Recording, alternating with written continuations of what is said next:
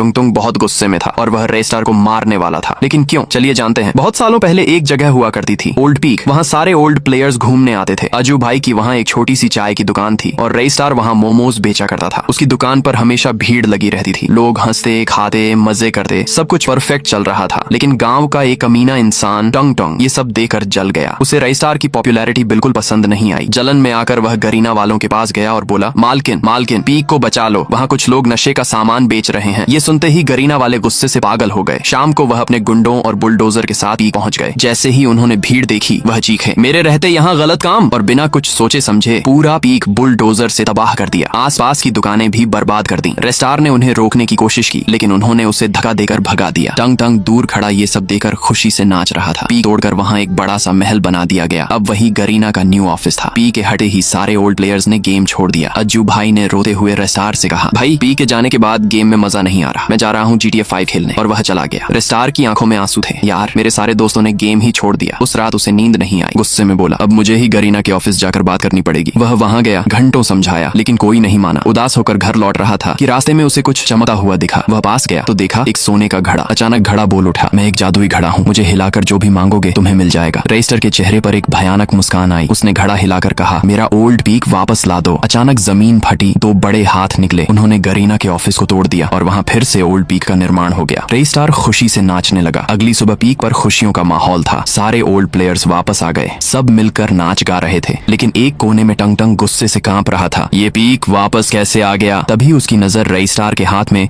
उसी जादुई घड़े पर पड़ी। उसे समझ आ गया, सब कुछ इसी घड़े का खेल है। उस रात टंग टंग चुपके से रेस्टार के घर गया। उसने धीरे से झांक कर देखा, रेस्टार के हाथ में वही घड़ा था। टंग टंग ने धीरे से कहा, ए जादुई घड़े, मुझे बहुत सारे पैसे और चमकती हुई गाड़ियां दे दो। अचानक जमीन हिली और वहाँ ढेर सारा सोना और गाड़ियां आ गईं। टंग टंग हैरान रह गया, ये सच में जादुई है। उसके दिमाग में एक शैतानी प्लान बना। रात को जब रेस्टार सो रहा था, टंग टंग चुपके से घड़ा चुरा कर ले गया। लेकिन रेस्टार ने उसे देख लिया और उसका पीछा करने लगा। टंग टंग घड़ा लेकर एक सुनसान कब्रिस्तान पहुंचा। वहाँ हिलाकर बोला, ए घड़े, मुझे दुनिया का सबसे ताकतवर इंसान बना दे। अचानक घड़ा जोर से चमका, धरती कांपने लगी। कब्रिस्तान का मौसम बदलने लगा। धीरे धीरे टंग टंग का रूप बदलने लगा। वह एक भयानक शैतान में बदल गया। उसकी आंखें लाल थीं, चेहरा डरावना, मुंह से खून टपक रहा था। उसने धीरे से कहा, मेरे दोस्तों बाहर आओ, हमें रेस्टार और पी को बर्बाद करना है। जैसे ही उसने कहा, कब्रिस्तान हिलने लगा। सारी कब्रों से आत्माएं बाहर निकल आईं और अब रेस्टार की मौत पक्की थी।